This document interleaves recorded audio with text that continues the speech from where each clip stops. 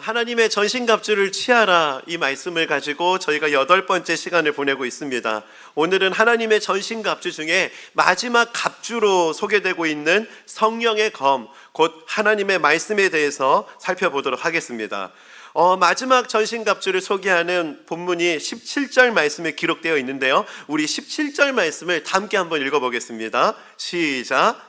구원의 투구와 성령의 검, 곧 하나님의 말씀을 가지라. 마지막 그 전신갑주로 소개된 검은요, 두 가지 아주 특별한 특징이 있습니다. 첫째는 전신갑주 중에 유일한 공격 무기라고 하는 특징이 있습니다. 앞서 소개된 진리의 허리띠, 의의 호심경, 복음의 신, 믿음의 방패, 구원의 투구와 같은 이 5가지의 전신갑주는요, 이 주로 그 방어하는 기능을 가지고 있거든요. 이런 방어용 전신갑주를 쭉 소개하고요, 유일한 공격 무기 성령의 검, 곧 하나님의 말씀을 소개하고 있다. 이게 첫 번째 특징입니다. 오늘 본문을 보면은 성령의 검이라고 쓰이는 이 헬라어 원어를 보면은 마카이라, 이 단어를 쓰고 있는데요, 이 마카이라는요, 이 로마 병사들이 전쟁에서 사용했던 히스파니아 글라디우스, 이렇게 불리는 검이라는 견해가 유력합니다. 한마디로 이 단검이라는 의미거든요. 그 헬라어 마카이라가 이 다른 의미로 단검이라는 뜻을 가지고 있기 때문에 그렇습니다. 이 글라디우스 검은요, 이 날 길이만 50cm에서 60cm로 아주 짧은 편이고요, 무게는 1kg 정도였다고 합니다. 그리고 양날이고 끝이 뾰족해서요, 찌르기, 베기 이 모두 가능했다고 해요. 특히 이 방패하고 방패를 맞닿게 해서 적의 공격을 막아내는 테스트도라고 하는 이 방진을 사용할 때 이 방패와 방패 틈 사이로 적을 공격하는 데 이 칼이, 이 검이 아주 용이했다는 겁니다. 그리고 이 로마 병사들은요, 이 글라디우스라고 불리는 이 칼을, 이 검을 사용하기 위해서 아주 집중적인 훈련을 했다고 하거든요. 이 글라디우스는 모양은 아주 단순한 검인데요, 그 무기를 효과적으로 사용하기 위해서는 고도의 반복적인 훈련이 필요했다는 거예요. 이 사진으로 보시다시피 이 방패와 방패 사이에서 이 검을 찌르려면은요, 이 훈련하지 않으면, 잘못하면은 옆에 있는 동료에게 상처를 줄 수 있거든요. 그래서 반복적인 훈련을 통해 이 검을 사용했다, 이런 기록이 있습니다. 이 전신갑주의 두 번째, 이 성령의 검의 두 번째 특징은요, 전신갑주 중에서 아주 유일하게 부연 설명이 설명되었다는 점입니다. 앞서 소개된 전신갑주는 뭐 부연 설명이 따로 없거든요. 근데 유독 공격 무기인 성령의 검에는 부연 설명이 붙습니다. 17절 말씀을 다시 한번 보겠습니다. 구원의 투구와 성령의 검, 이러면서 부연 설명이 뭐라고 붙냐? 곧 하나님의 말씀을 가지라는 거예요. 성령의 검이라고 하면은 많은 사람들이 오해를 했기 때문에 그렇습니다. 성령의 검, 그거는 너희들이 오해하고 있는 그게 아니라 바로 하나님의 말씀이다라는 것을 말하고 있는 겁니다. 여러분, 보통 성령 충만이라고 하면은 신비롭고 막 불로 하면서 아주 격정적이고 뭐 아주 감정적인 그런 모습을 떠올리게 되는데요, 오늘 본문이 바로 이런 성령님의 사역에 대해서 그 오해를 바로 잡아주는 본문입니다. 여러분, 보통 성령 집회 하면은 많은 분들이 떠올리는 이미지가 있습니다. 성령 집회하면은 참 오해가 많습니다. 막 불로 막 이렇게, 저는 흉내를 잘 못 내겠는데요, 불로 막 이렇게도 하고, 또 어떤 목사님은 성령의 바람 하면서 훅 막 이렇게 하면서 막 하면 확 쓰러지고 막 이런 일이 일어나거든요. 막 그러는데 여러분, 성령의 역사는 그런 역사가 아니라는 거예요. 여러분, 성령 충만하길 원하십니까? 그렇다면은 성령의 검을 붙잡아야 된다는 거예요. 그런데 우리가 붙잡아야 될 성령의 검은 훅 막 이러는 게 아니고, 그게 뭐라고요? 하나님의 말씀이라는 겁니다. 그 에베소 교회는 사실은 이런 하나님의 말씀이 곧 성령의 역사라는 것을 기억할 필요가 있었습니다. 사도행전 19장을 보면은요, 그 사도 바울이 에베소라는 지역에 놀라운 일들을 했던 하나님의 역사를 기록하고 있거든요. 그 에베소에 일어난 그 일을 기록한 사도행전 19장을 보면은요, 두 구도로 기록돼요. 말씀 선포, 그리고 아주 신비한 역사, 이 두 구도로 전개가 되거든요. 한번 보겠습니다.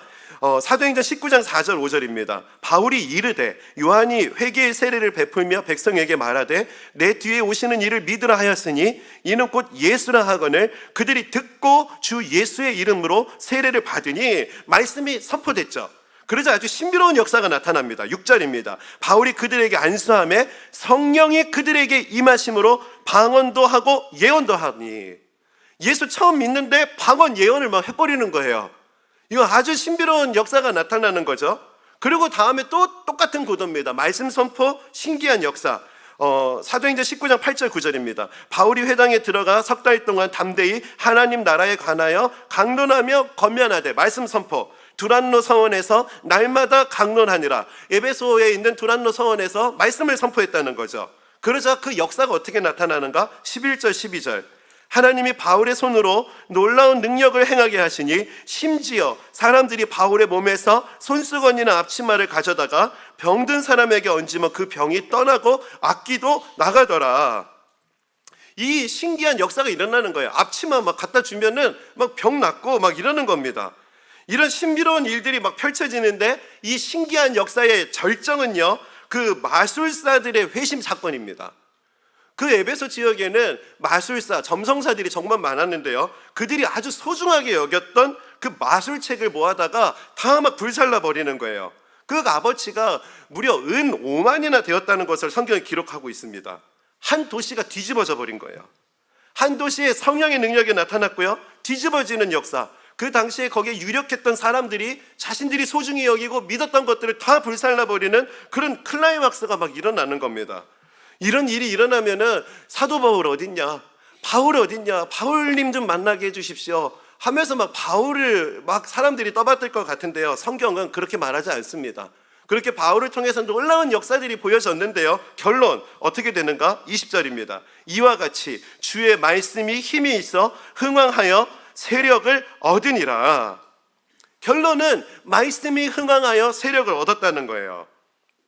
너무나 신비한 현상, 기적들이 나타났지만 그 기적의 원동력이 무엇이었냐? 바로 하나님의 말씀이라는 것을 잊어버리면 안 된다, 이것을 기록하고 있는 거예요. 여러분, 보통 사람들이 신앙생활을 하다 보면은 그 겉으로 드러나는 현상에 우리의 마음과 시선이 뺏길 위험이 있습니다. 수건을 덮으니 병이 나았더라. 안수했더니 귀신이 떠나갔더라. 그랬더니 이제 결론, 수건 가져와라 해가지고 그 목사님 수건 좀 가져와 보라고 해가지고 병상 그 신방 가면은 그 수건부터 가져가는 거죠. 평촌드림교회 이름 붙어있는 이 수건을 쓰면 병이 나았습니다. 막 희한한 일들이, 여러분 이게 웃기는 일 같지만 이런 일이 벌어지고 있어요. 안수하면 난다.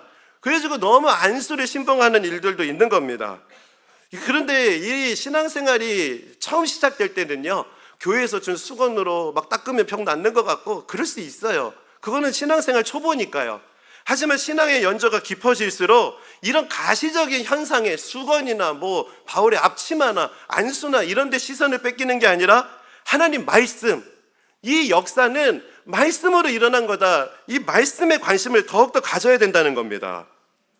여러분, 수건을 덮어서 그때 병고침 받고 살아난 사람들 2000년 지나도 지금도 살아 있습니까? 아니에요. 조금 더 살다가 다시 죽었습니다. 성경이 이 사건을 통해서 우리에게 강조하고 싶은 거, 앞치마 얹어라, 수건 덮어라, 이런 가시적인 중요성을 강조하기 위해서가 아니에요. 살아계신 성령님은 더러운 귀신을 물리치는 능력이 하나님이시다. 모든 질병을 고치시는 하나님, 그분이 바로 성령님이시다. 이걸 우리에게 가르쳐주기 위해서 이 사건을 기록한 겁니다. 그리고 오늘 우리가 이 말씀을 읽으면서요, 이 성령의 검을 내가 붙잡는다면은 나도 고침받을 수 있다. 이 말씀, 성령의 검을 내가 붙잡는다면은 내 인생 새로워질 수 있고 우리 가정 다시 한번 일어날 수 있다. 이 말씀을 붙잡는 도구로 오늘 본문 이 사건이 쓰임 받아야 되는 거 아니겠습니까? 이런 맥락에서 보면은 오늘날 교회가 너무 변질되었다, 이렇게 비난받을 수밖에 없는 이유가 있습니다. 오늘날 교회는 하나님의 말씀 그 자체보다 말씀을 전하는 그 사람 누군가가 너무나 중요해지는 분위기가 돼가는 것 같아요. 말씀보다 말씀을 전하는 연약한 인간이 중요해지다 보니까요, 유튜브 막 이런 게 너무 홍수입니다. 말씀 자체보다 사람이 중요해지면은요, 여러분 혼란에 빠질 위험에 노출되는 거예요. 너무 사람이 중요해지면 안 됩니다. 평촌드림교회에 오셔서 많은 분들이 저에게 하는 부탁이 있습니다. 목사님은 변질되면 안 된다고. 그 말씀을 듣고요, 변질 안 되려고 지금 몸부림치고 있거든요. 근데 제 마음을 너무 이렇게 참 두렵게 만들기도 하고 또 걱정되기도 하는 고백들이 있어요. 목사님마저 변질되면 저 예수님 안 믿어버릴 거라고. 목사님마저 변질되면 교회 떠날 겁니다. 이런 얘기 하시면은요, 이게 어떤 마음으로 저에게 이런 말씀 하시는지는 알겠는데요. 여러분, 그분이 떠나시면 안 됩니다. 제가 변질되면 제가 떠나야 돼요. 제가 쫓겨나야 돼요. 말씀의 중심이 바로 서 있는 목사님이 이 교회를 다시 맡아서 섬기시면 되는 겁니다. 제가 변질되는 거는 성도님들이 걱정할 문제가 아니에요. 저희 아내가 걱정해야 될 문제입니다. 여러분은 말씀, 사람이 아니라 말씀에 집중하셔야 돼요. 매일 성경 읽기를 하면서 말씀 전하는 그 사람이 아니라 말씀 그 자체, 그것이 여러분의 신앙이 중심이 되어야 된다는 겁니다. 그래서 사도 바울은 이렇게 저렇게 사역을 하면서 이런 기적, 저런 신비한 역사가 나타났는데 그런 기적들을 총망라해서 결론이 어떻게 일어나는가? 신앙생활의 결론은 항상 이래야 돼요. 사도행전 19장 20절, 이 말씀 다 함께 한번 읽겠습니다. 시작. 이와 같이 주의 말씀이 힘이 있어 흥황하여 세력을 얻으리라.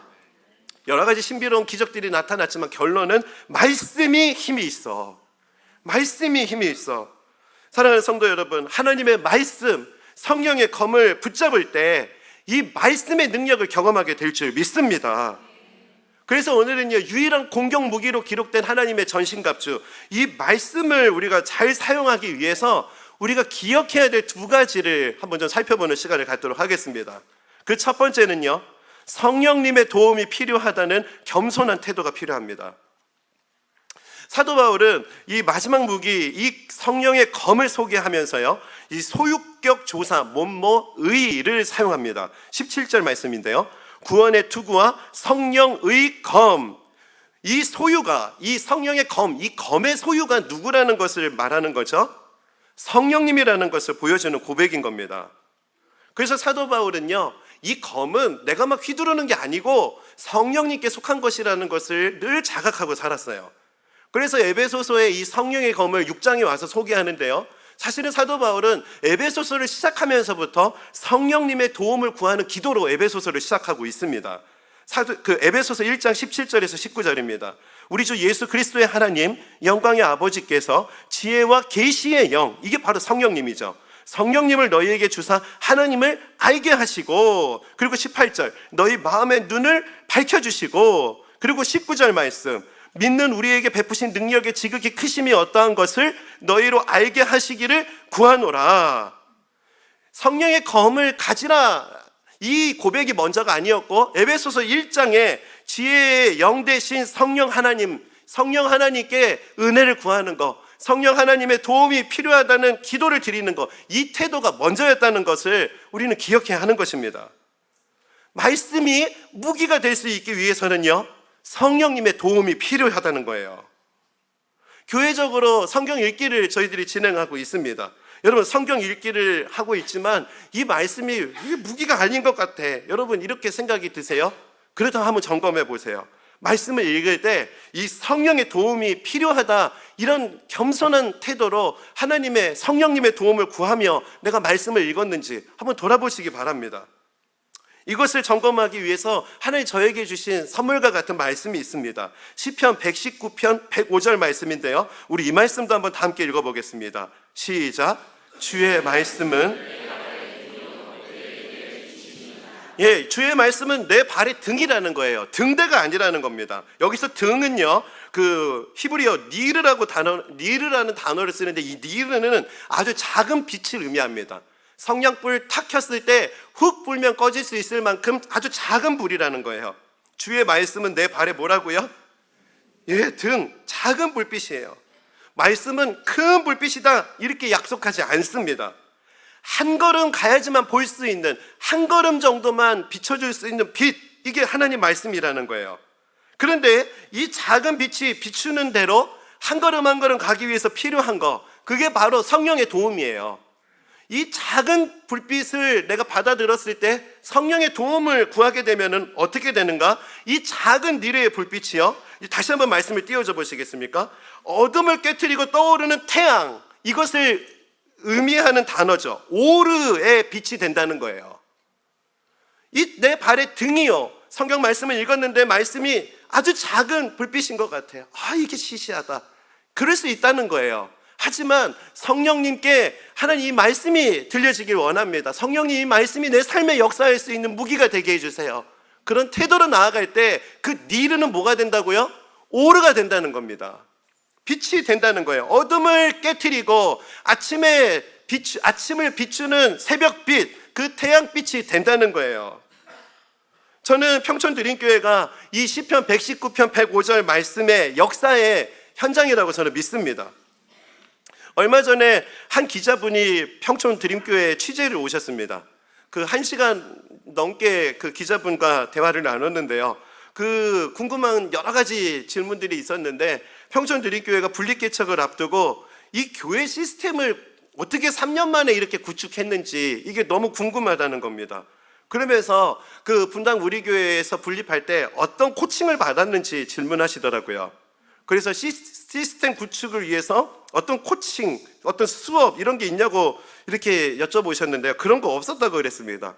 매 순간마다 고민, 고뇌하는 그런 것들이 반복되는 거 연속이었다고. 그러면 그 고민의 주제는 뭐냐고. 그래서 십자가였다고.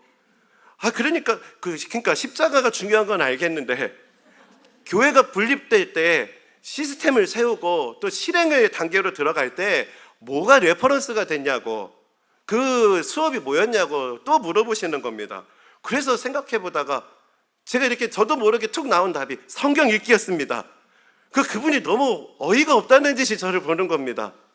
비법이 있는데 알려주지 않는구나 이렇게 생각하실 수도 있는 것 같아요.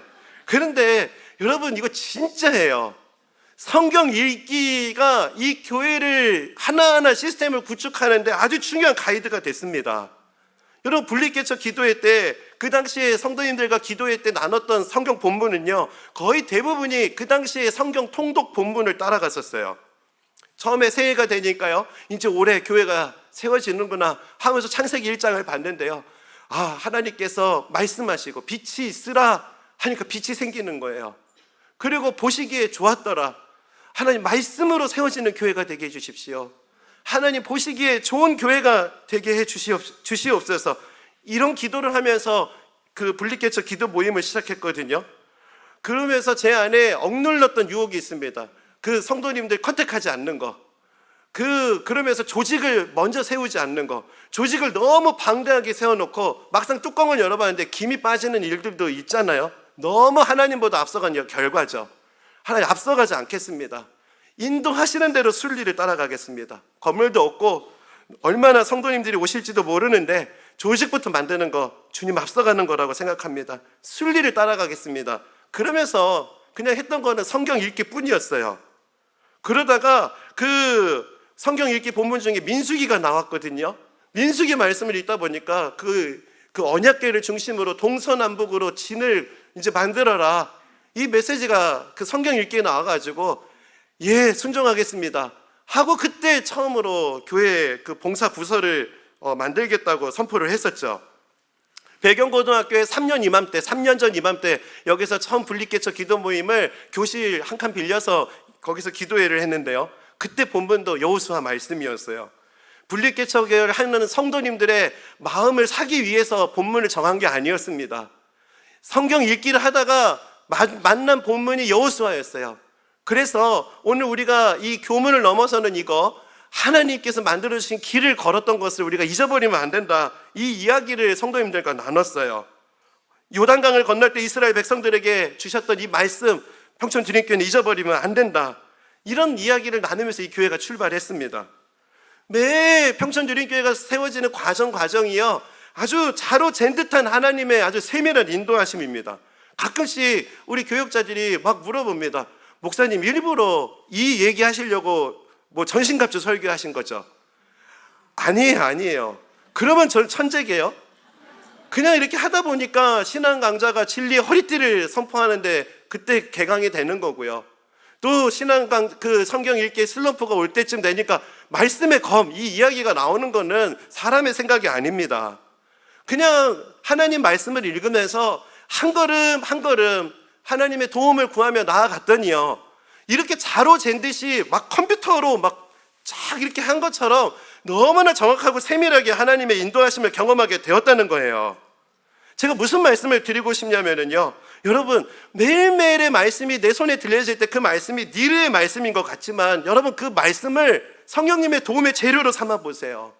하나님 도와주세요. 이 말씀이 성령님의 역사가 되기를 원합니다.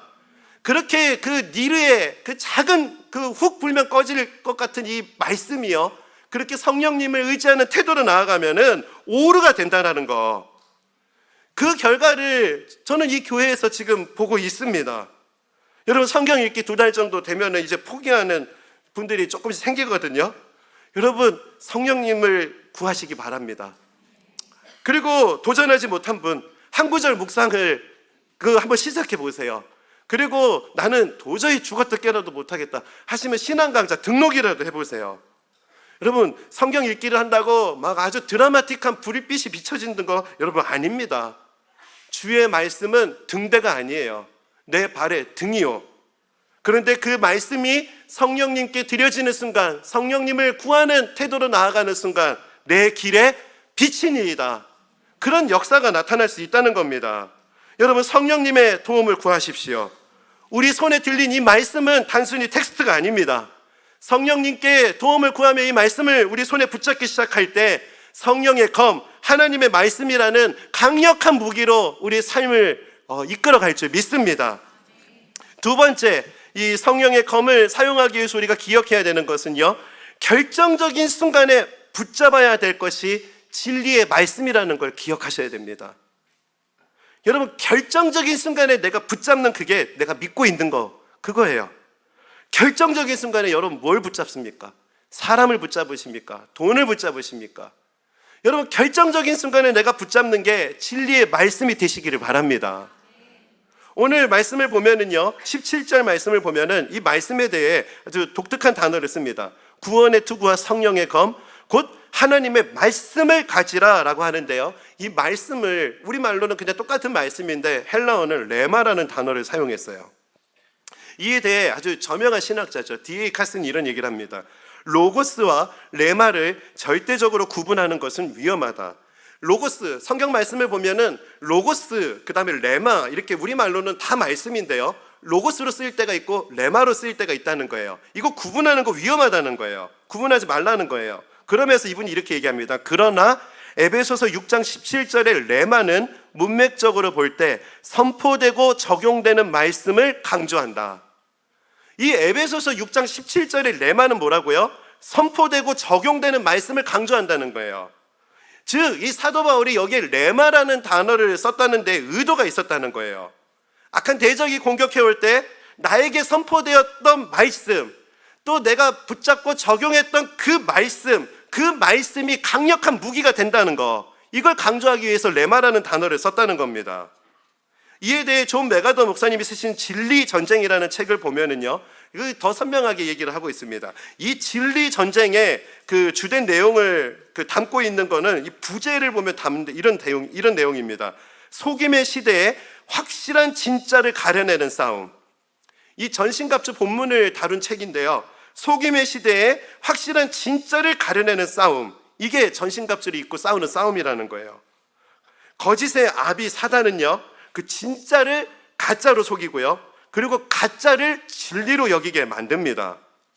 이게 바로 마귀의 특징이에요. 마귀의 무기는 거짓이에요. 그 요한복음 8장 44절입니다. 너희는 너희 아비 마귀에게서 났으니 너희 아비의 욕심대로 너희도 행하고자 하느니라. 그는 처음부터 살인한 자요, 진리가 그 속에 없으므로 진리에 서지 못하고 거짓을 말할 때마다 제 것으로 말하나니 이는 그가 거짓말쟁이요 거짓의 아비가 되었습니다. 사단은 끊임없이 속이는데요, 막 거짓말, 이렇게 거짓말을 하는 게 아니라 진리가 아니라고 우리를 속인다는 거예요. 그래서 그 사단의 속임에 빠지면 어떤 현상이 일어나는가? 이어서 45절입니다. 내가 진리를 말함으로 너희가 나를 믿지 아니하는도다. 사단의 공격의 특징, 진리를 가짜로 만들어버리고요, 거짓을 진리로 믿게 만들어버리는 그런 공격으로 우리에게 찾아온다는 거예요. 이런 사단과의 영적 전쟁에서 우리가 취할 수 있는 유일한 무기, 그게 바로 말씀이라는 것을 예수님이 가르치십니다. 요한복음 17장 17절, 우리 이 말씀 다 함께 한번 읽어보겠습니다. 시작. 그들을 거짓과 속임수로 가득 찬 세상에서 우리가 거룩하게 살 수 있고 우리가 붙잡아야 될 유일한 무기가 바로 아버지의 말씀이라는 거예요. 저는 이런 본문의 내용을 구도로 설교를 준비하다가 문득 예전에 보았던 영화 한 편이 좀 생각이 났습니다. 여러분, 그 뷰티풀 마인드라는 영화인데요, 혹시 보신 분들이 계실지 모르겠습니다. 이 영화는요, 실화를 바탕으로 만든 영화라서 더 큰 감동이 되는 영화였습니다. 영화 주인공은 존 내시고요, 이분은 천재 수학자였습니다. 그리고 20세기의 최고의 경영학 이론 중에 하나인데요, 게임 이론의 창시자라고 합니다. 그런데 이렇게 엄청난 분에게는 또 문제가 하나 있었어요. 이분이 편집성 정신분열증 증세, 이게 조현병이라고 하는데요, 이 증세가 심각했다는 겁니다. 이분은 현실을 살아가면서 허구의 인물을 실존 인물로 인식하며 살았다는 거예요. 그러면서 한번 사진을 보면은요, 옆에 대화를 나누는 이 남자는 사실은 허구의 인물이에요. 근데 이 허구의 인물이랑 같이 사는 거예요. 그러면서 이런 인물들과 함께 막 정부의 비밀 요원이 되어서요, 적군의 그 암호를 해독하는 삶을 사는데요, 사실은 망상을 살았던 거죠. 그리고 나중에는 이 증상이 심각해져 가지고요, 이분은 이런 지경에 이릅니다. 오히려 현실이 망상이고 망상이 현실인 것처럼 그렇게 조현병의 증상이 심각해져요. 그런데 그가 이렇게 조현병을 심각하게 알았는데도요, 그가 이제 1994년입니다. 그분이 노벨 경제학상을 수상하게 돼요. 그러면서 온 세계가 깜짝 놀랐죠. 이렇게 실제와 허구를 구분하지 못하는 사람이 어떻게 노벨 그 경제학상을 수상하게 되었는가. 나중에 알고 보니까요, 많은 사람들을 감동시킨 이야기가 전해졌습니다. 현실과 허구를 구분하지 못했던 그런 삶을 살았던 그에게 그를 붙잡아 줬던 그 한 분이 있었는데요, 그게 아내였다는 거예요. 그 아내의 포기하지 않는 사랑이 결정적이었다고 합니다. 영화에도 이 대사가 나오는데요, 아내가 그 허구의 인물을 자꾸 실제로 믿으면서 살아갈 때 이런 얘기를 해요. 그들이 진짜가 아니라는 걸 믿는 게 아니라 나를 믿어줘요. 허구가 그 허구일 뿐이야, 이걸 믿는 게 아니라 나를 믿어줘요. 그 외침, 그 존 내시가요, 나를 믿어줘요, 내 말을 믿어주세요 라고 하는 그 아내의 말을 붙잡는 거, 이게 이런 조현병을 극복하게 된 결정적인 계기가 되었다는 겁니다. 저는 이 뷰티풀 마인드의 그 인물의 그 상황이 마치 오늘날 예수 믿는 저와 우리의 삶이 아닌가 하는 생각을 해보게 된 거예요. 우리는 늘 하나님 말씀을 진짜라고 믿으며 살아가는데요, 허구의 두려움과 허구의 낙심이 찾아올 때요, 오히려 그 허구의 그 두려움과 낙심이 진짜인 것처럼 믿으면서 그 안에 살아가는 경우가 많다는 것을 생각해 보게 되는 겁니다. 이런 우리의 현실을 잘 대변하는 본문이요, 마가복음에 기록되는데요, 회당장 야이로가요, 자신의 딸이 심각한 병으로 죽어가고 있을 때 예수님 찾아와서 막 도움을 요청하는 장면입니다. 35절 36절입니다. 아직 예수께서 말씀하실 때 그 예수님께서 뭘 말씀하시냐면은 혈루증 걸린 여인의 병을 고침받고 이제 건강하거라, 병을 고치시고 건강하거라, 이 이야기를 마치는 바로 그때 어떤 메시지가 들리죠? 당신 딸이 죽었습니다. 그러면서 그 회당장이요, 딸이 죽었다는 얘기를 듣고 막 마음이 흔들릴 때 예수님께서 또 뭐라고 하시냐? 회당장에게 이런 얘기하세요. 두려워하지 말고 믿기만 하라. 두려워하지 말고 믿기만 하라. 이게 우리의 현실 아니에요? 교회에서 예배드리고 건강할지어다. 역시 하나님은 기적의 하나님이고 능력의 주님이셔. 하지만 예배실 문 밖에만 나가는 순간부터 들려오는 거, 당신 딸이 죽었습니다. 당신에게는 소망이 없습니다. 당신의 인생은 어둡습니다. 이런 이야기가 들리는 게 우리의 현실이에요. 그런데 여러분, 이런 현실 속에서 결정적으로 붙잡아야 되는 거, 두려워하지 말고 믿기만 하라. 이 말씀을 붙잡아야 된다는 거죠. 그 회당장 야이로는요, 그 말씀을 붙잡았어요. 그리고 예수님 곁을 떠나지 않고 그 딸이 아파하는 집으로 옵니다. 집에 도착하니까 통곡 소리가 들리네요. 그때 예수님이 하시는 말씀, 이 아이가 죽은 것이 아니라 잔다. 그러자 또 회당장에게 들리는 소리, 그들이 비웃더라. 그 비웃음 소리가 있을 때 또 회당장이 에이 무슨 말이야 하고 그 자리를 떠나버렸다면 이 소리를 못 듣습니다. 41절 달리다고 하시니 번역하며 곧 내가 내게 말하노니 소녀야 일어나라 하심이라. 모두가 죽었다고 말했지만 주님은 잔다라고 말씀하셨어요. 모두가 주님의 말씀을 듣고 비웃었는데 그 말씀이 현실이 되어버립니다. 말씀은 죽음조차 자고 있는 것으로 바꿔요. 다시 일어날 수 있는 능력이 된다는 거죠. 여러분, 두려움의 소리가 들릴 때, 그 사단이 우리의 마음을 낙심시킬 때, 그럴 때마다 우리가 포기하지 않고 붙잡아야 되는 것은 진리의 말씀이에요. 사실은 진리의 말씀을 결정적인 순간 끝까지 붙잡아야 된다, 이 말씀을 선포하는 거 저에게는 참 부담스러운 일입니다. 왜냐하면은 설교자가 말씀을 이렇게 전하면서 진리의 말씀을 붙잡으십시오 하는 거는 그거는 좀 쉽거든요. 그런데 제 삶에도 결정적인 순간이 오거든요. 막 비웃는 소리가 들리거든요. 그런 결정적인 순간에 제가 진리의 말씀이 아니라 엉뚱한 거 붙잡으면은 여러분, 이 진리의 말씀을 선포하는 이 강단이 어떻게 돼버리겠습니까? 진리의 말씀 선포하는데 너무나 그런 제 삶이 방해가 될 수 있기 때문에 몸부림치는 거죠. 제 삶에서도 당신의 딸이 죽었습니다 이런 소리가 들릴 때가 있어요. 그럴 때마다 제가 몸부림치는 거, 두려워하지 말고 믿기만 하라, 이 말씀 잡는 거예요. 그렇다면은 앞으로는 뭐 그런 소리가 사라지냐? 아니에요. 갑자기 막 통곡 소리가 들리고 막 심장이 뚝 떨어지는 것 같이 가슴 철렁한 일을 만나는 겁니다. 그러면서도 다시 또 달리다고 말씀하시는 하나님 말씀을 붙잡는 거. 넘어지고 가슴을 쓸어내리는 일들이 생겨도 결과적으로 결정적으로 나는 말씀을 붙잡는가 아닌가, 늘 이 질문 앞에 우리가 서 있다는 겁니다. 흔들릴 때마다 설교자인 저를 붙잡아주는 말씀이 있습니다. 고린도후서 6장 3절에서 5절입니다. 아무도 우리가 섬기는 이 일에 흠을 잡지 못하게 하려고 우리는 무슨 일에서나 아무에게도 거리낌거리를 주지 않습니다. 우리는 무슨 일에서나 하나님의 일꾼답게 처신합니다. 우리는 많이 참으면서 환난과 궁핍과 공경과 매맞음과 옥의 갇힘과 난동과 수고와 잠을 자지 못함과 굶주림을 겪습니다. 이렇게 살아야 되는 이유는 딱 하나입니다. 진리의 말씀이 온전히 전해지거든요. 이래야지. 그런데 진리의 말씀을 온전히 선포하기 위해서 이렇게 헌신과 희생이 필요한데요, 이런 삶을 살아가는데 아주 신비로운 역사가 있습니다. 이 진리의 말씀이 능력이 되고 무기가 될 수 있는, 오히려 이 말씀대로 살아갈 수 있는 능력과 은혜가 이 노력 속에 주어진다는 거예요.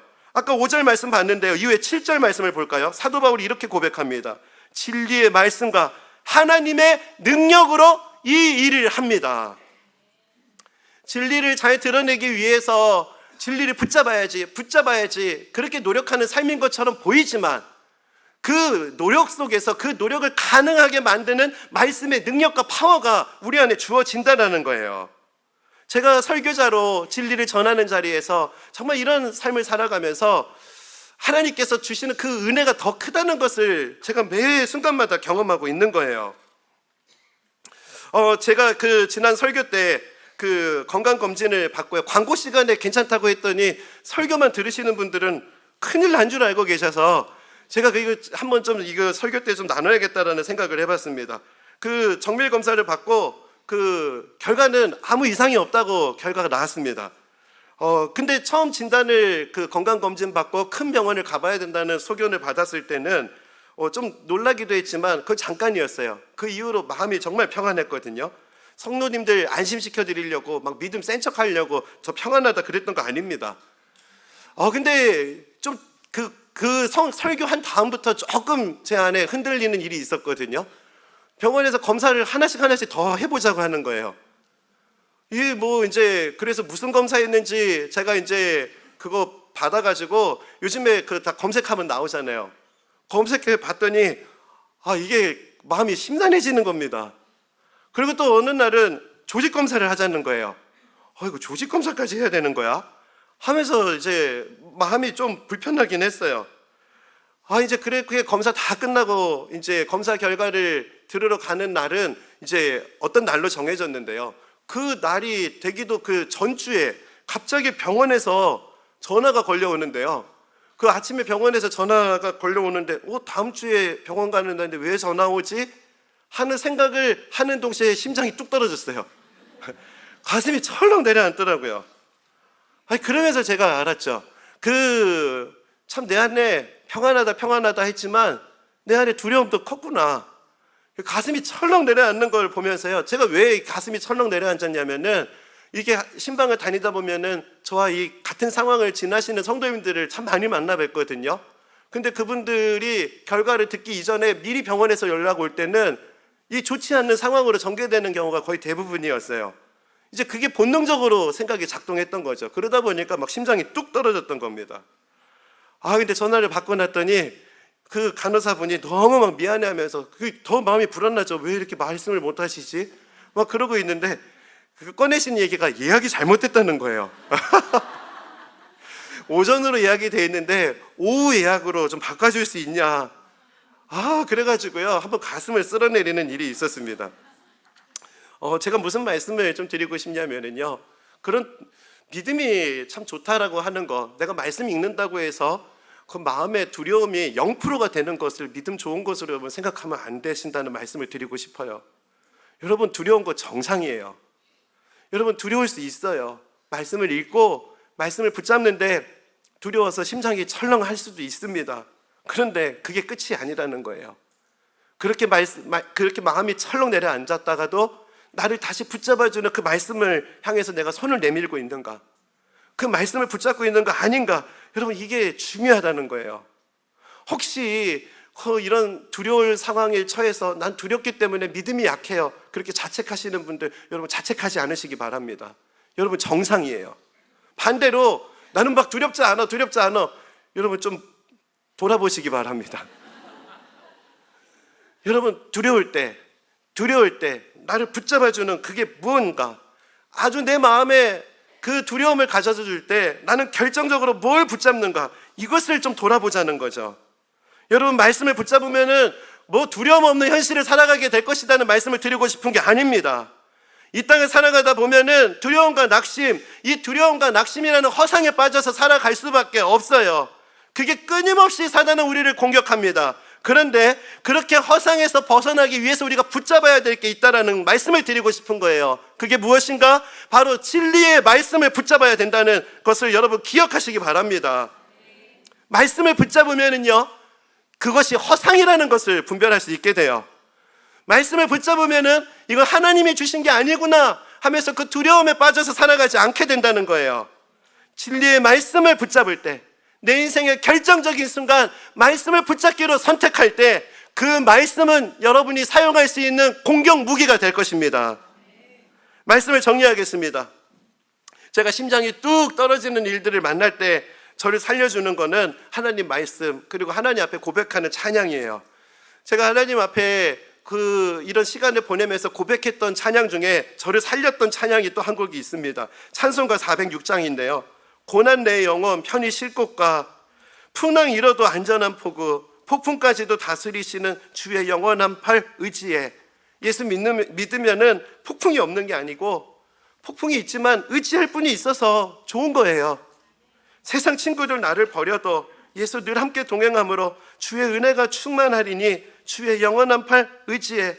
세상에 혼자 남은 것 같고, 나는 정말 인생에 정말 버려진 것 같은 상황에 있다 할지라도 여러분, 그게 진리가 아닙니다.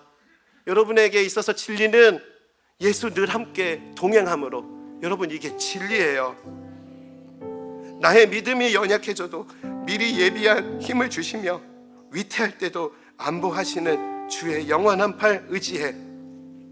믿음이 연약해진다고 자책하지 마시기 바랍니다. 믿음이 연약해질 때, 그때 여러분, 나에게 미리 예비한 힘을 주시는 진리의 말씀을 붙잡으면 되는 거예요. 위태할 때 위태함이 없으면 좋겠어요. 하지만 위태한 일이 생기는 걸 어떻게 합니까? 그럴 때 여러분, 손을 뻗어서 진리의 말씀을 붙잡자는 거예요. 그렇게 진리의 말씀을 붙잡으면은 이 은혜를 고백하게 돼요. 주의 영원하신 팔 함께 하사 항상 나를 붙드시니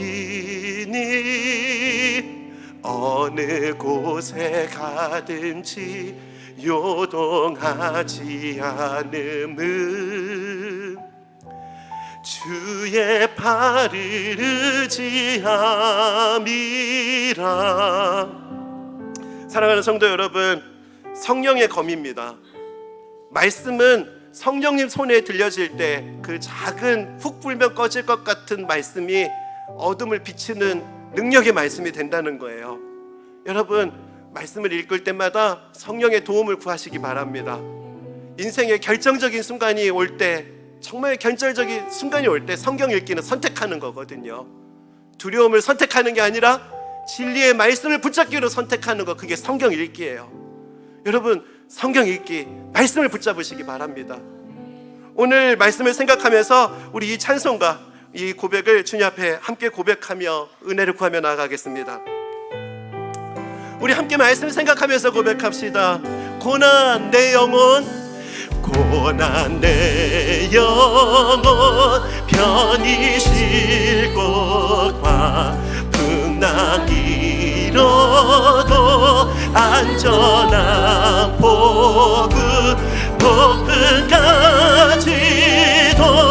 다스리시는 주의 영원함. 2절 함께 고백합시다. 세상 친구들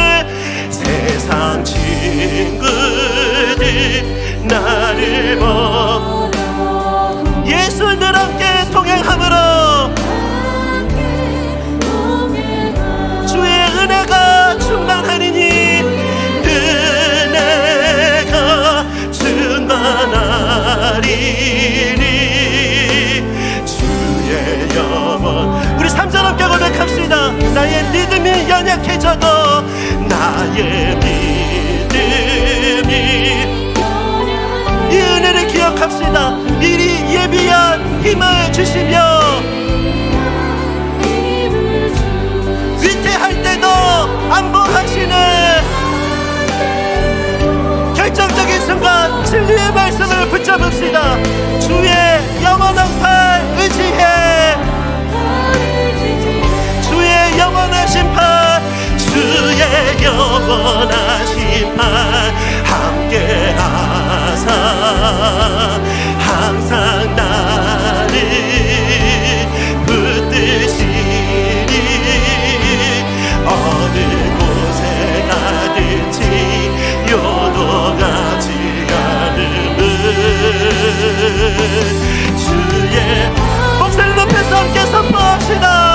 능치 못한 것 주께 없으니, 능치 못한 것 주께 없으니. 아멘, 아멘. 믿습니다. 주님 주께 맡기며 나의 모든 짐 대신 지시는 주의 영원한 팔, 주의 영원하신 팔, 주의 영원하신 팔 함께하 항상 나를 붙드시니,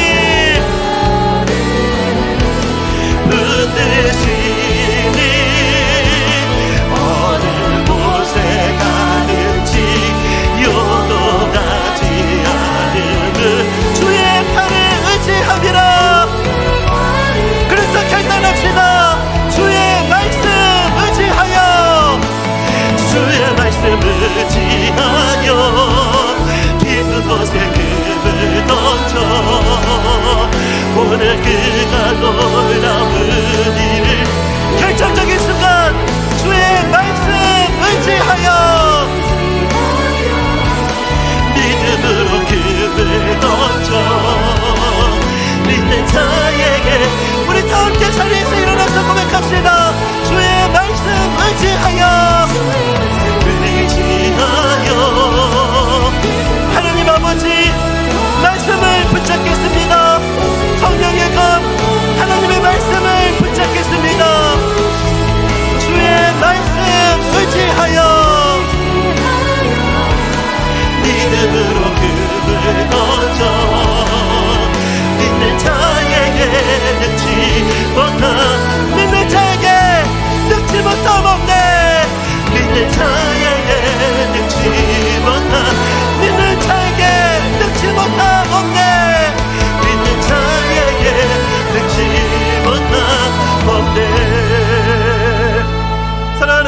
여러분, 인생을 살아가다 보면은 사단은 끊임없이 두려움을 우리 가운데 심어주고요, 우리를 낙심하게 만든다는 거예요. 여러분, 사단이 만든 두려움과 낙심이라는 그 허상 안에서 우리가 살지 않기를 바랍니다. 거기서 나올 수 있는 거, 결정적인 순간에 말씀을 붙잡는 거예요. 하나님 아버지, 진리의 말씀, 성령의 검을 붙잡겠습니다. 이 말씀으로 내 삶을 새롭게 하여 주옵소서.